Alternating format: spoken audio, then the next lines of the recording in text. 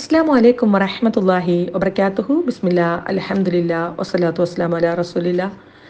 അസ്മാഉല്ലാഹിൽ ഹസ്ന. ഇൻഷാ അല്ലാ ഇന്ന് നമ്മൾ അള്ളാഹുവിൻ്റെ അൽ മുഹ്സിൻ എന്ന വിശിഷ്ടനാമത്തെ സംബന്ധിച്ച് മനസ്സിലാക്കുകയാണ്. എല്ലാ കാര്യങ്ങളും വിശിഷ്ടമാക്കിക്കൊണ്ട് മറ്റുള്ളവർക്ക് അനുഗ്രഹങ്ങളും ഔദാര്യങ്ങളും ശ്രേഷ്ഠതയും ആദരവുമേകുന്നവനാണ് അള്ളാഹു എന്നതാണ് അൽ മുഹ്സിൻ എന്ന നാമം അർത്ഥമാക്കുന്നത്.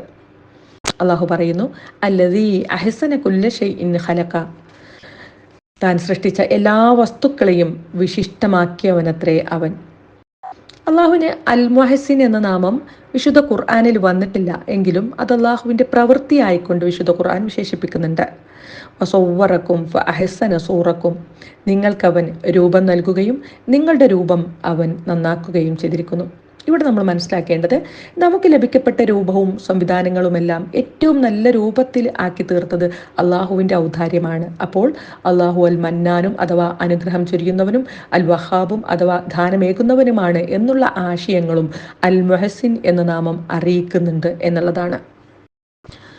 അള്ളാഹുവിന് അൽ മുഹസിൻ എന്ന നാമം ഹദീസുകളിൽ വന്നതായിട്ട് നമുക്ക് കാണാൻ സാധിക്കും. അനസ് ഇബ്നു മാലിക് റളിയല്ലാഹു അൻഹുവിൽ നിന്നും നിവേദനം.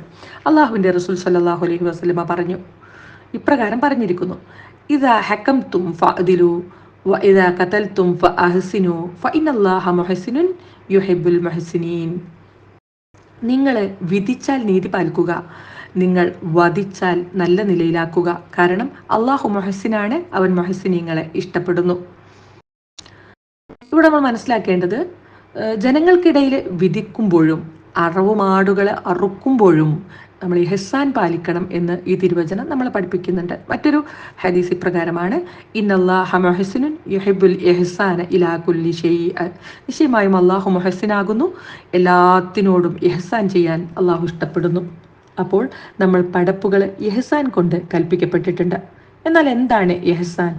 ഇഹ്സാൻ രണ്ട് നിലക്കാണ് എന്ന് നമുക്ക് മനസ്സിലാക്കാനായിട്ട് സാധിക്കും. ഒന്ന്, അള്ളാഹുവിനുള്ള ഇബാദത്തിലുള്ള ഇഹ്സാൻ ആണ്. അതിനെക്കുറിച്ച് നബി സല്ലല്ലാഹു അലൈഹി വസല്ലമ ഇപ്രകാരം പറഞ്ഞതായിട്ട് ബുഖാരി റിപ്പോർട്ട് ചെയ്യുന്നുണ്ട്: അള്ളാഹുവിനെ നീ കാണുന്നത് പോലെ അവനെ നീ ആരാധിക്കുക, നീ അവനെ കാണുന്നില്ല എങ്കിലും അവൻ നിന്നെ കാണുന്നുണ്ട്. മറ്റൊന്ന് മുസ്ലിം റിപ്പോർട്ട് ചെയ്ത മറ്റൊരു തിരുവചനം ഇപ്രകാരമാണ്: നീ അള്ളാഹുവിനെ ഭയക്കുക, നീ അവനെ കാണുന്നത് പോലെ, നീ അവനെ കാണുന്നില്ല എങ്കിലും അവൻ നിന്നെ കാണുന്നുണ്ട്. ഇവിടെ നമ്മൾ മനസ്സിലാക്കണം, അള്ളാഹുവിന് ആരാധനകൾ അർപ്പിക്കുമ്പോൾ നമ്മൾ അള്ളാഹുവിൻ്റെ മുൻപിലാണ്, അവൻ പരിപൂർണമായും നമ്മളെ വീക്ഷിക്കുന്നുണ്ട് എന്ന ഗൗരവതരമായ ഒരു ബോധത്തോടു കൂടിയിട്ട് ഇബാദത്തുകൾ അർപ്പിക്കുമ്പോഴാണ്, അള്ളാഹുവിന് ഇബാദത്തുകൾ അർപ്പിക്കുമ്പോൾ നമ്മൾ ഇഹ്സാനുള്ളവരായി തീരുന്നത്.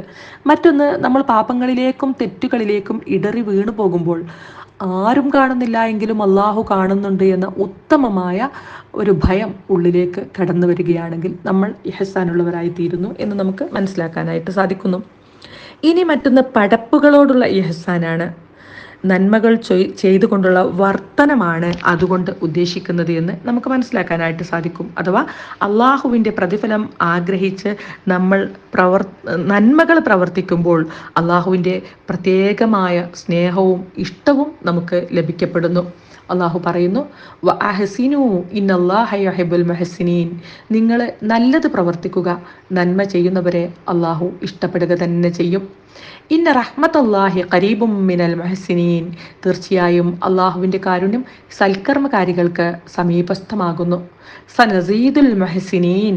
സൽക്കർമ്മകാരികൾക്ക് വഴിയേ നാം കൂടുതൽ കൊടുക്കുന്നതുമാണ്. ഇപ്രകാരം ഒരുപാട് ഖുർആൻ വചനങ്ങളെ നമുക്ക് കാണാനായിട്ട് സാധിക്കും. അള്ളാഹു നമ്മളെ മുഹ്സിനീങ്ങളിൽ ഉൾപ്പെടുത്തി അനുഗ്രഹിക്കുമാറാവട്ടെ.